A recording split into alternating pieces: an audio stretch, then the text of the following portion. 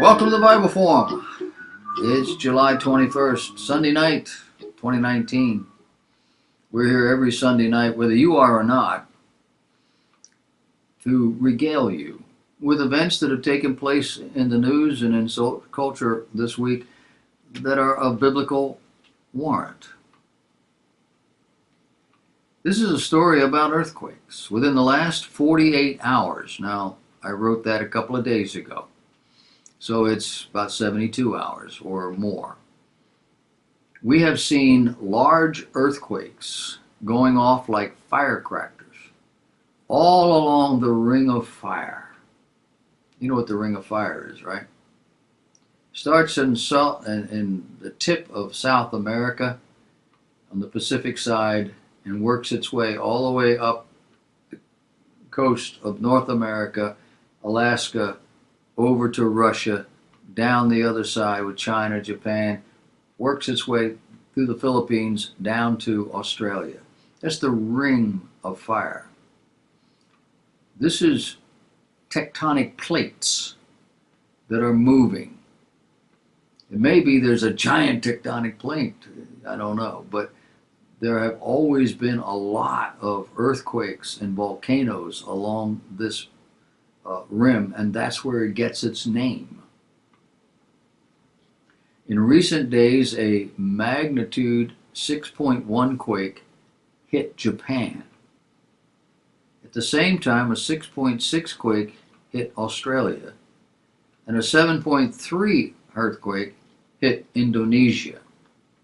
That's just in a couple of days last week. And all this comes about just a week after the Southern California was hit by the two largest earthquakes that it has experienced in more than 20 years. So is all of this movement, shaking, and so forth unusual?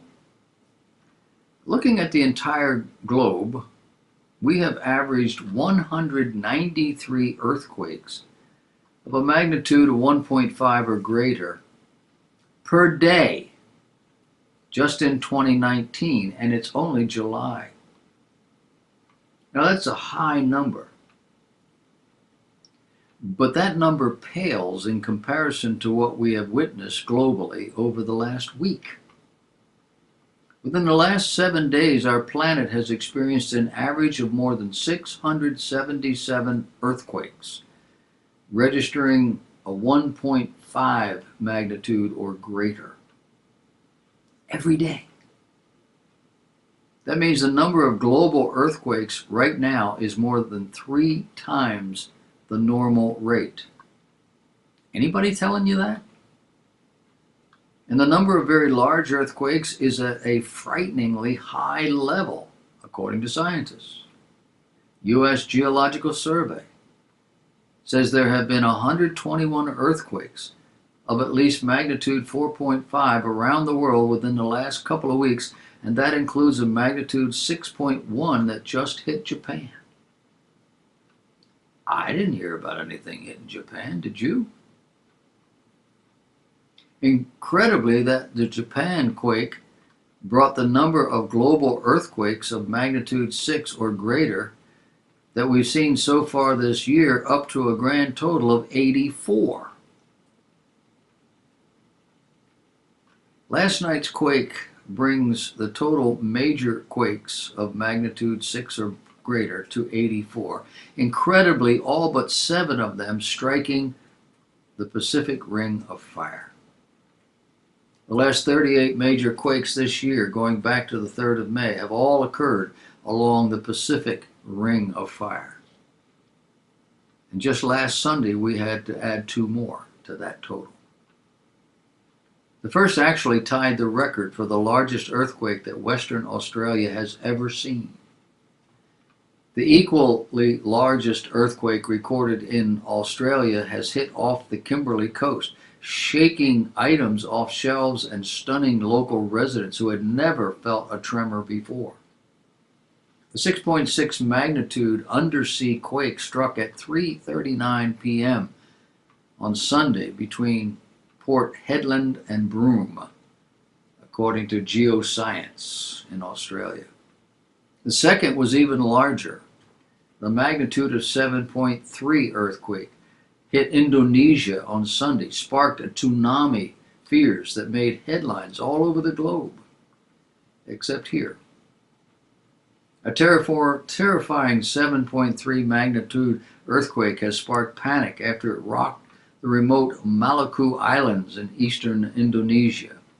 Frightened residents were seen fleeing through the streets, heading for high ground, though no tsunami warning was issued after this land-based quake struck. The understatement of the year is that none of this is normal. Scientists say it appears we have entered a time of tremendous global instability. And the United States is certainly not going to be exempt. In fact, we just witnessed a magnitude 4 earthquake in Montana. That earthquake follows the string of quakes that have rattled the globe over the last few weeks, producing powerful earthquakes in Southern California and rattling Seattle, Washington. Magnitude 4.6 earthquake in Seattle struck early last Friday morning. According to the USGS geophysicist, said that quake was widely felt throughout the Seattle area. A magnitude 4.6 earthquake shook Seattle and the Puget Sound region just before 3 a.m. Friday. Despite what we're seeing in California, we definitely need to keep a close eye on the Northwest, they say, because they are definitely overdue for what geologists call the big one. And there are several volcanoes in the region that could literally go off at any time. Meanwhile, the shaking in Southern California doesn't want to stop. According to Caltech, there have been 10,303 earthquakes of all magnitudes in California and Nevada just in the last 7 days. Now, in case you're wondering if that's normal, it's not. The magnitude 7.1 earthquake that we witnessed back on July 5th did not cause an enormous amount of damage because it happened in a very remote location. But we should definitely not take that quake lightly because it was extremely powerful. According to the Los Angeles Times, when the magnitude 7.1 earthquake ruptured in the earth in the Mojave Desert, it packed the energy of 45 nuclear bombs, like the kind that fell on Hiroshima. Can you imagine if such a quake had happened in downtown Los Angeles? And if a magnitude 9 earthquake were to hit Southern California, it would be 707 times more powerful than the magnitude 7 earthquake that we just witnessed. Now, hopefully such a quake is still a long way off, but we've witnessed renewed shaking in the region within the last several days. Apparently, our entire planet is being greatly shaken. And many believe that what we are witnessing so far is just the beginning. You do realize the whole crust of this earth is made up of tectonic plates, and they are all subject to moving. And the Bible predicts at the end of the age that this sort of thing is going to happen. Now, it talks about it during the Great Tribulation. That has not occurred yet. But how far are we from that? Well, we are no farther from that than the twinkling of your eye. When God decides, the church will be rescued, and this planet will be all but destroyed by earthquakes, by other kinds of natural phenomena. The Bible talks about a meteor striking the earth, damaging, killing a third of the planet.